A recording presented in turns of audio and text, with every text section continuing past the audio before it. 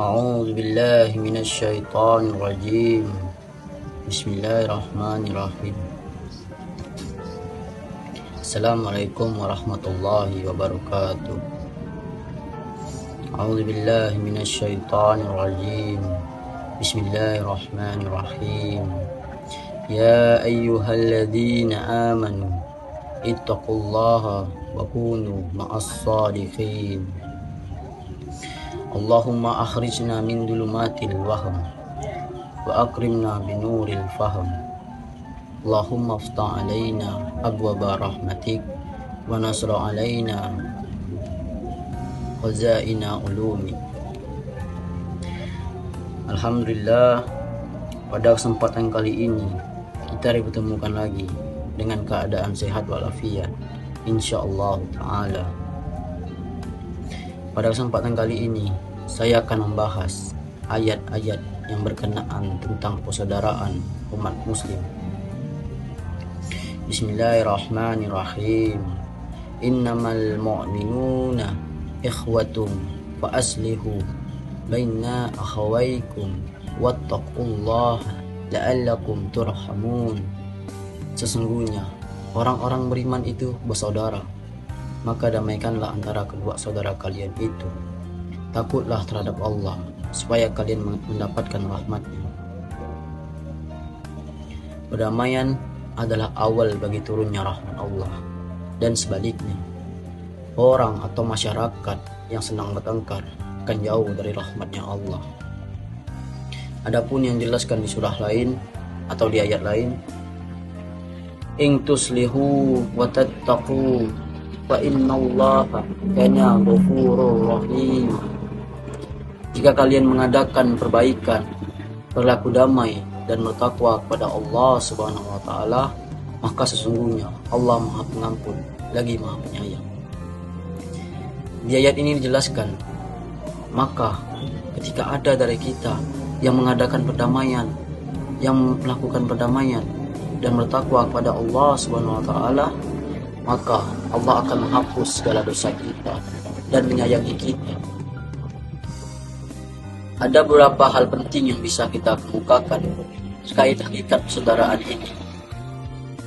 Persahabatan dua saudara itu bersifat mendalam dan lama, disebut langgeng.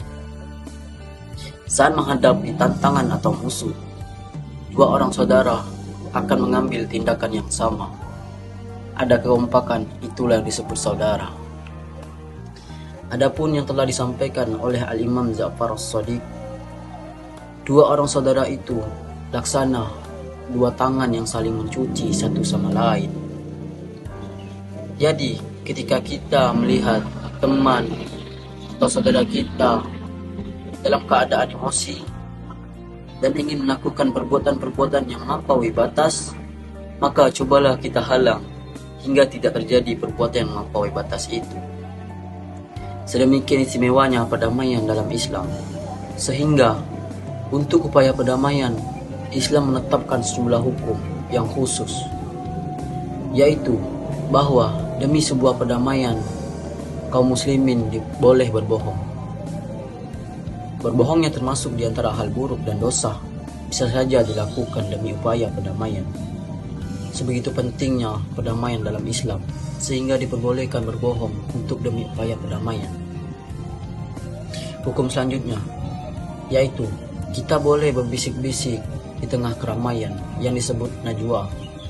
Disebut oleh Al-Quran sebagai perbuatan setan. Bismillahirrahmanirrahim. Innaman najwa minasyaitan liyahzunal ladzina amanu. Sesungguhnya pembicaraan rahasia itu adalah dari setan, supaya orang-orang yang beriman itu berduka cita. Perbuatan yang disebut sebagai perbuatan setan itu ternyata diperbolehkan jika dilakukan demi upaya perdamaian. Adapun yang disebutkan di ayat lain, Bismillahirrahmanirrahim.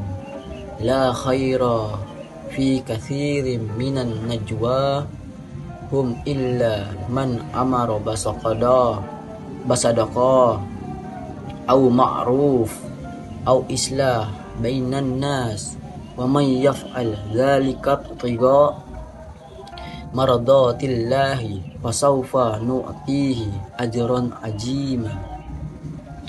Tidak ada kebaikan pada kebanyakan bisik-bisikan mereka, kecuali bisikan-bisikan dari orang yang menyuruh manusia memberi sedekah, berbuat ma'ruf, atau mengadakan perdamaian di antara manusia.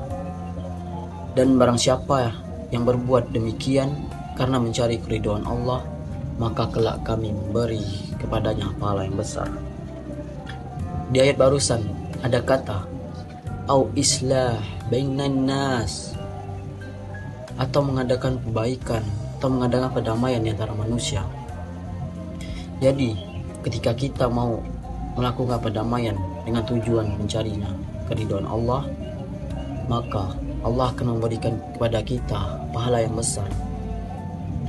Oleh karena itu, saya akan menyampaikan 20 kewajiban yang telah Rasul berikan kepada kita untuk saudara seiman kita.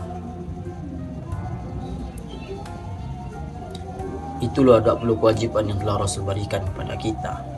Rasul telah memberi 20 kewajiban yang harus kita lakukan untuk saudara kita. Maka barang siapa yang menginginkan rahmatnya Allah, lakukanlah 20 kewajiban yang telah Rasul berikan kepada kita. Mungkin cukup itu saja yang bisa saya sampaikan. Assalamualaikum warahmatullahi wabarakatuh.